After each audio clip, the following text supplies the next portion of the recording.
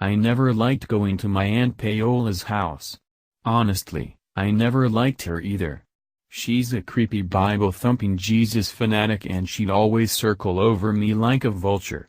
But none of that creeped me out like her house did. It was old, run down and filled with weird religious art. Sure, there were the typical paintings of the Last Supper and Our Lady of Guadalupe. That's not what made my skin crawl. It was the statues. I couldn't put my finger on exactly what bothered me, but something wasn't right about them. They were littered all over the place, filling every corner, turning up in every direction you looked, and I swear they looked back. Giant god-awful figures of saints and angels clogging the tiny house and turning it into a claustrophobic maze. I often wondered where my aunt had gotten the money for all the sculptures. In all other regards, it seemed as though she had taken a holy vow of poverty. Very little money was spent on herself or even her toddler son. My cousin Miguel was just as strange as his mother. They were so alike that I sometimes forgot Aunt Paola had adopted him. It was the eyes that truly made them resemble one another, a haunted stare accompanied by uncomfortable silence. The first time I babysat Miguel he never fussed or cried the way normal babies do. It should have been a relief, but the entire time I squirmed as he watched me. My mother insisted there was no medical reason to blame for his disposition. Secretly I wondered if it came from being cooped up with my aunt who had never dated or married. After that evening I passed all the babysitting opportunities on to my younger sister. She didn't seem to mind. It probably would have continued on that way if not for a school project that had my sister occupied at a neighbor's house right when my aunt insisted on going to Saturday Mass. There was nothing I could do to get out of it. My mom didn't care about my whining. She just leaned across the kitchen table and said, "Look, Marcos, I'm not asking. I'm telling." That was the end of it. An hour later we were in the car driving to my aunt's house. Gradually clean-swept sidewalks and picket fences gave way to chain link and graffiti. Occasionally we'd pass a coffee house packed with hipsters milling around like poverty tourists on safari. People like my aunt were the wildlife. Just as the sun began to set, we arrived at the house.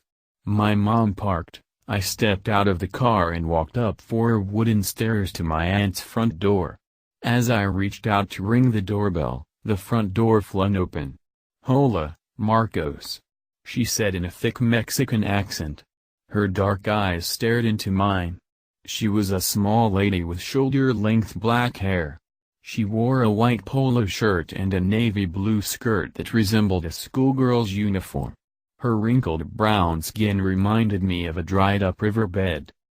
"Miguel is already asleep in his crib.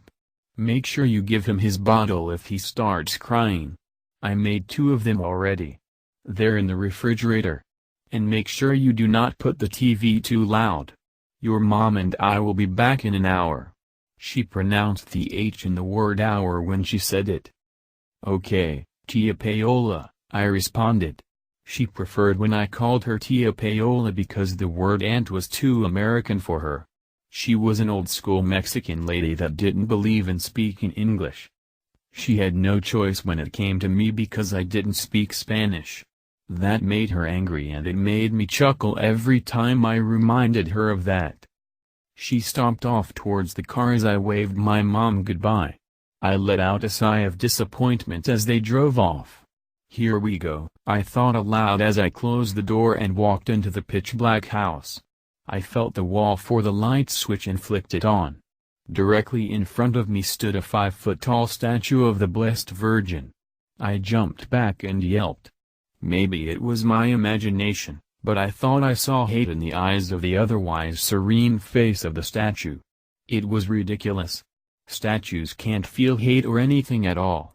"It's just plaster," I said under my breath as I wearily backed towards the sofa. As I rummaged around the floral pillows for the remote I recalled that my aunt was too cheap to pay for cable. Maybe the bill would have eaten into her precious statue money. Still, that left 5 channels to choose from. 3 of those channels were network news, followed by Fox and some kind of Spanish public access. The pickings were slim. Luckily Fox was showing episodes of The X-Files, and I had enough time to grab a snack while the commercials were on. Wandering towards the kitchen I noticed crucifixes nailed above each doorway. "Nope, nothing weird there," I muttered sarcastically. Inside the fridge, I found stacks of Tupperware, the 2 bottles for Miguel, and a cookie tin hiding towards the back. There was a 50% chance the tin held sewing supplies, especially since it was sitting on top of a Bible. Clearly, Aunt Paola was losing her mind.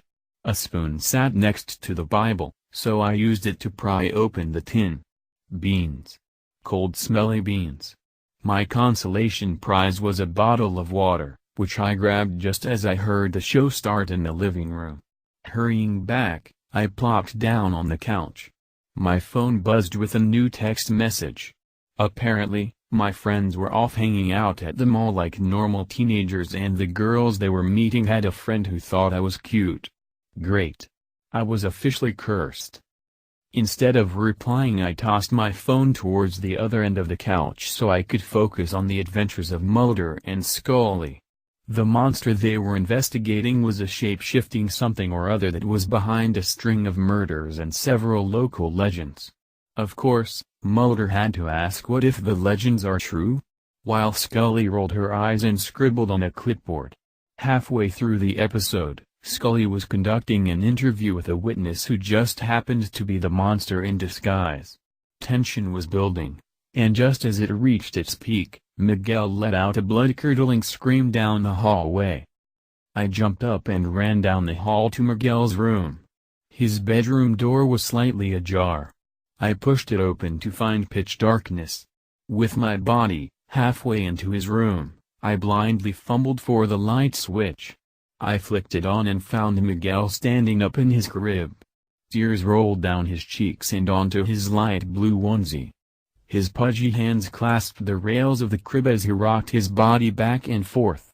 "What's wrong, Miguelito?" I asked as if expecting a 2-year-old to respond.